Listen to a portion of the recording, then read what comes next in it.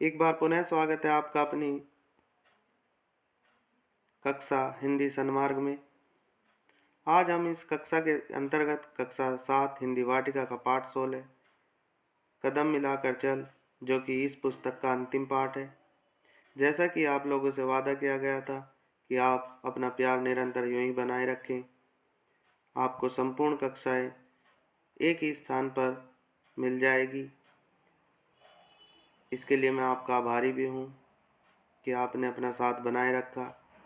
कृपया वीडियो को लाइक करें, शेयर करें तथा चैनल को सब्सक्राइब करें।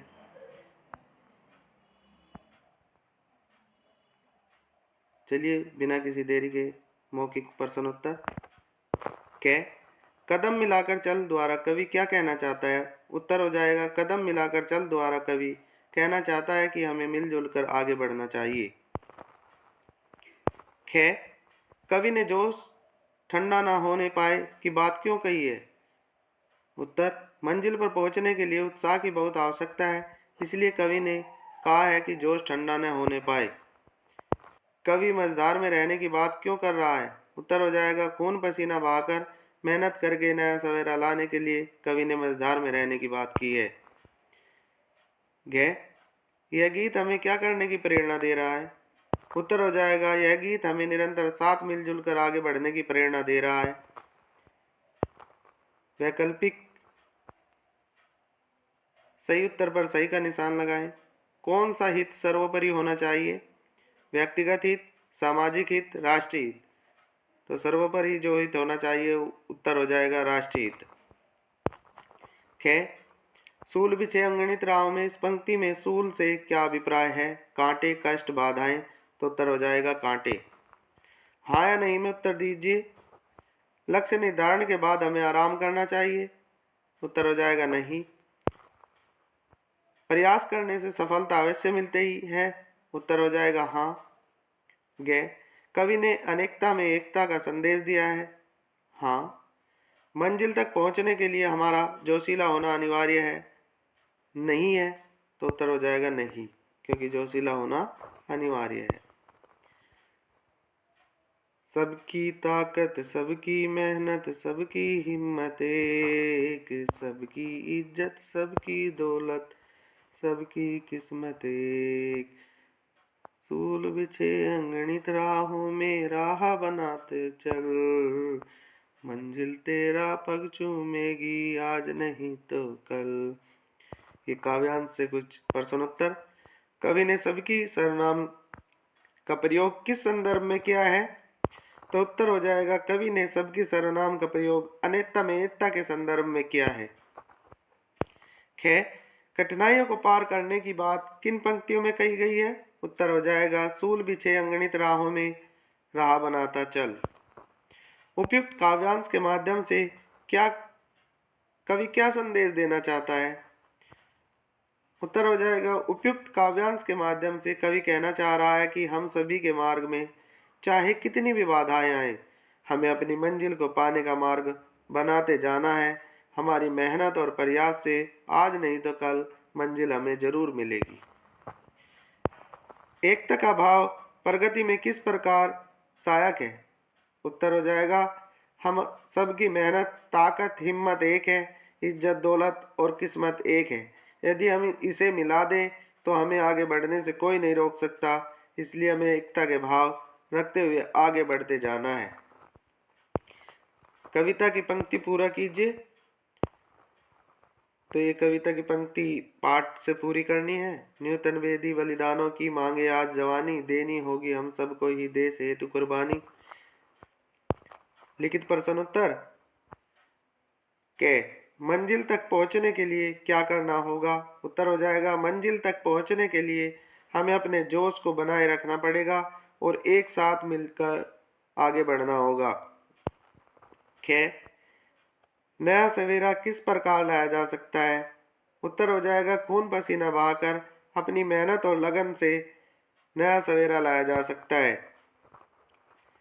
देश को हमसे क्या अपेक्षाएं हैं? उत्तर हो जाएगा देश को हमसे यही अपेक्षाएं हैं कि हम सभी देश के लिए कुर्बान होने के लिए तैयार रहें, क्योंकि आज देश की न्यूतन वेदी को हम जवानों की आवश्यकता है। इसके लिए हम सदैव तैयार रहें, यही देश को हमसे अपेक्षा है। हमें देश के प्रति मेहनत, साहस एवं लगन से निष्ठावान रहना होगा।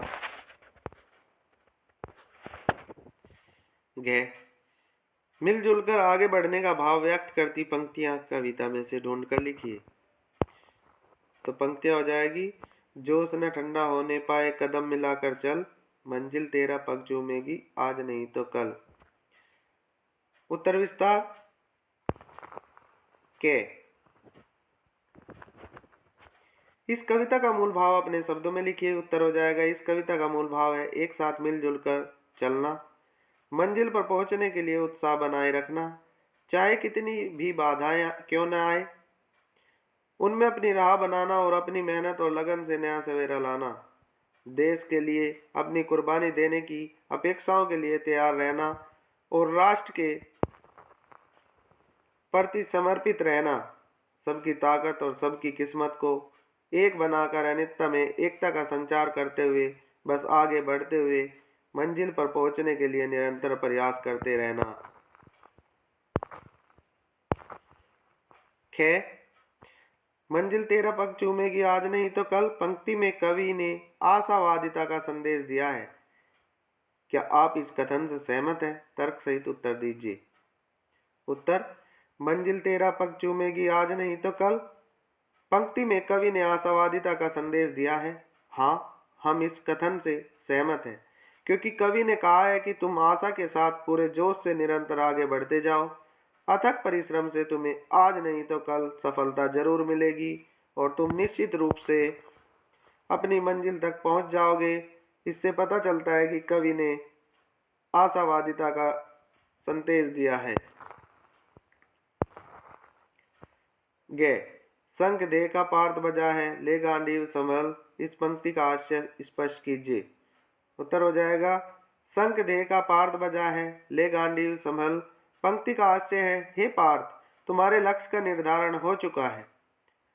अब अपने पूरे जोश, हिम्मत और साहस के साथ मिलजुल कर मंजिल को प्राप्त करने के लिए अपना गांडीव लेकर तैयार हो जाओ और तब तक प्रयास करते रहो आगे बढ़कर जब तक अपनी मंजिल न प्राप्त कर लो। ये पाठ में आए कुछ कठिन शब्दार्थ हैं, इनको सुने और लिखने का अभ्यास करें। मंजिल, अगणित, हिम्मत, मस्जिद, गुरुद्वारा, ध्येय, मझधार। सोचो और बताओ, यदि हम निरंतर आगे बढ़ने के स्थान पर थक हार कर बैठ जाएं तो क्या होगा? उत्तर हो जाएगा, यदि हम निरंतर आगे बढ़ने के स्थान पर थक हार कर बैठ जाएं तो हमारी मंजिल पर पहुंचने की जो आशा है वह कभी पूरी नहीं होगी, वह बस सपना बनकर रह जाएगी। इसलिए हमें निरंतर आगे बढ़ने का प्रयास पूरे जोश और उत्साह से करना चाहिए। भाषा बोध। मंजिल तेरा पग चूमेगी आज नहीं तो कल पंक्ति में तो द्वारा अपनी बात पर विशेष बल दिया गया है। इसे निपात कहते हैं। निपात वाले 5 वाक्य लिखिए। तो नीचे निपात वाले शब्द दिए हुए हैं, ही, भी, भर, तो, मात्र, केवल आदि निपात है। अगर वह नहीं आई तो उसका काम नहीं होगा। खे। मुझे मात्र 10 रुपए चाहिए। गे। मैंने वहां तुम्हारा दिन भर इंतजार किया। घे। मैं केवल 10 साल का हूं। अंग। मैं बस अपना काम ही करूंगा। समानार्थी शब्द लिखिए। राह यानी रास्ता, सूल कांटे, दौलत पैसा या धन, पग पैर या कदम, खून रक्त, मंजिल लक्ष्य या मुकाम। तुकांत शब्द लिखिए। चल कल, नैया खवैया, डेरा सवेरा, जवानी कुर्बानी, बल कल या हल, संभल कंबल कल। दिए गए अर्थ के आधार पर मुहावरा लिखिए। संगठन में ही शक्ति है।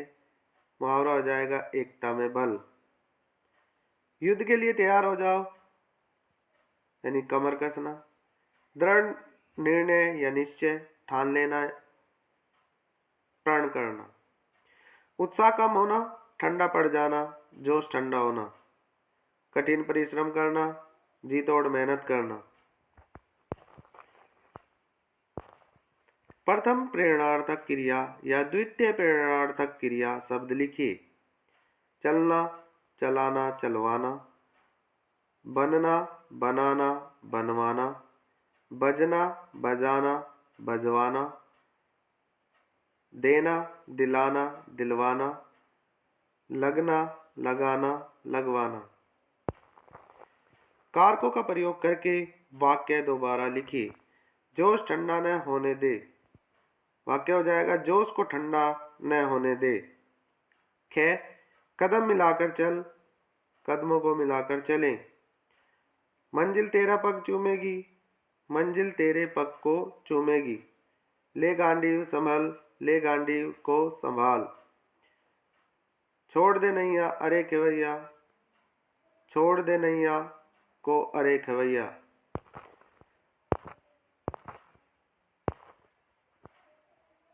कक्षा को पूरे देखने के लिए मैं आशीष शर्मा आपका धन्यवाद करता हूँ। कृपया वीडियो को लाइक करें, शेयर करें तथा चैनल को सब्सक्राइब करें। आपका एक बार पुनः धन्यवाद। और आज कक्षा 7 हिंदी वाटिका की संपूर्ण बुक का हल हो चुका। कृपया अपना प्यार यूं ही बनाए रखें और कमेंट्स करें कि कक्षा 8 हिंदी वाटिका का हल